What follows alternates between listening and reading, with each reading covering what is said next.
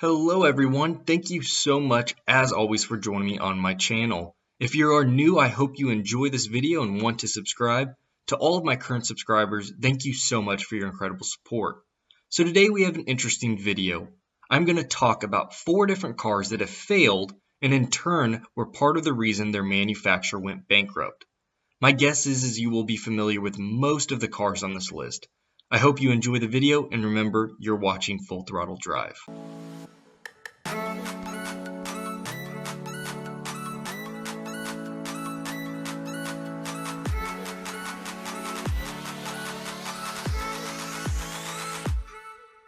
The first car on the list most likely needs no introduction, and that was the Plymouth Prowler. The Plymouth Prowler design was met with a wide array of mixed feelings.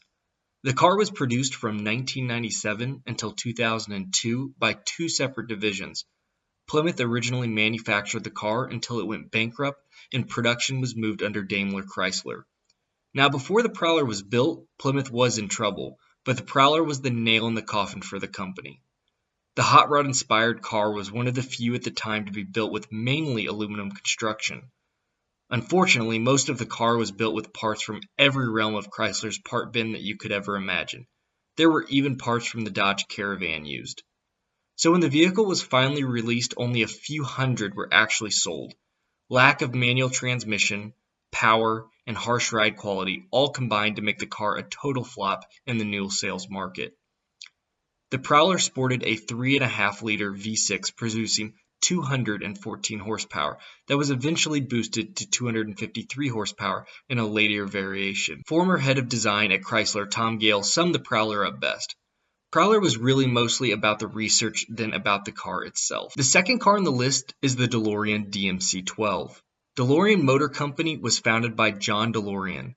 John was originally the youngest division head in General Motors history. That was until he broke away to start the DeLorean Motor Company in 1973. This is when John DeLorean began building the iconic DMC-12. The car is actually regaining major popularity due to its pop culture background. However, when it first debuted, this was simply not the case. Production delays meant DMC's first car, the DMC-12, did not reach the consumer market until 1981. That was over 8 years later. The 12 in the DMC-12 was actually meant to hint at the beginning price, the MSRP of $12,000, but it was delayed so long that the car wound up priced at $25,000. When it finally debuted, it was to a depressed buying market with lukewarm and critical reviews from the public. Even with its futuristic design and gull-wing doors built by U.S. defense contractor Grumman Aerospace. After a year, the DMC-12 had failed to recoup its $175 million in investment costs. Unsold cars were accumulating, and the company was in dire financial stress. Only 8,500 units were produced after a short 3-year production timeline. The car wasn't exactly the fastest vehicle either, with only a 2.85-liter V6 producing 130 horsepower and 153 pound-feet of torque. The 0 to 60 mile per hour took roughly 9 seconds, and the top speed registered on the speedometer at only 85 miles an hour. That's ironic due to its need to hit 88.8 miles an hour in the popular film Back to the Future. Fun fact, the whole body is made from food-grade stainless steel used in most beer kegs and stainless kitchen countertops. The third car on the list is the Hummer H2.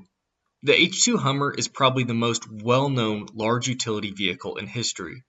From its platform being taken from the military-grade H1 to the fact that stars such as LeBron James had one, it was highly unlikely you were unfamiliar with them during their heyday years.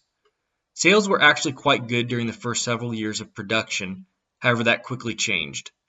Gas prices rised and the economy tanked. It was almost irresponsible to look at one after 2009, let alone own one. The Hummer H2 that came to life in 2003 was fitted with a 6.0-liter V8, but only produced 316 horsepower. The 0 to 60 for the Hulk-size vehicle was an abysmal 10.9 seconds. Over the 6-year lifespan of production, the engine changed to a higher output 6.0-liter with 325 horsepower, and then finally to a larger 6.2-liter V8 that was good to make 402 horsepower. The H2 also wasn't known for its cabin luxury, as the main component used was plastic, I actually remember getting to sit in one when I was younger and thought that the massive gear shifting lever was the coolest design ever. It looked like something out of a military vehicle. The euphoria though quickly disappeared when I touched it. It felt like it was built from the same factory as those cheap $5 plastic toys that you'd get from a distant relative for Christmas. The Hummer H2 business plan was great on paper though, but it just did not completely execute it. Yes, it did have better off-road capabilities than most other cars in its category, but it just did not age well. As the Great Recession hit, sales went from waning to non-existent. 2005 saw its best year with the sales of 33,000 units. 2009 sold 600 units. Yes, you heard me correctly, 600 Hummers were sold in 2009. GM tried to sell off Hummer to a Chinese company at the end of its life, but with the Great Recession in full swing, no bank would lend to the Chinese company the funding they needed to purchase Hummer. So unfortunately, GM just let Hummer wither away and die. Now, the final car on this list is the Pontiac Aztek. The Pontiac Aztek is by far the worst car on this list. The other cars may have played a vital role in running their manufacturers into the ground, but none were truly horrid vehicles. The Pontiac Aztek is truly atrocious. Now, if the Pontiac Aztek looks familiar, I can assure you it isn't from being popular. It's because the car was used as the main transportation method of Walter White in the hit TV series Breaking Bad. That or you read Doug DeMuro's Auto Trader write-up on it. I'll leave it to Doug to actually like the vehicle. The Pontiac Aztek was ironically styled by the same designer of the C7 Corvette, Tom Peters. The car was supposed to signal a design renaissance for GM. And Peters is quoted as saying, "Make a statement about breaking from GM's instinct for caution." Another designer said the Aztek was aggressive for the sake of being aggressive. From the get-go, the Pontiac Aztek had lackluster sales. GM forecasted 75,000 units sold per year and needed 30,000 just to break even. In 2001, a whopping 27,322 units were sold. Concerns of high pricing were at the forefront of the low sales, so Pontiac decided to drop the GT model and make a lower price base, stripping an already poor car to even lower standards.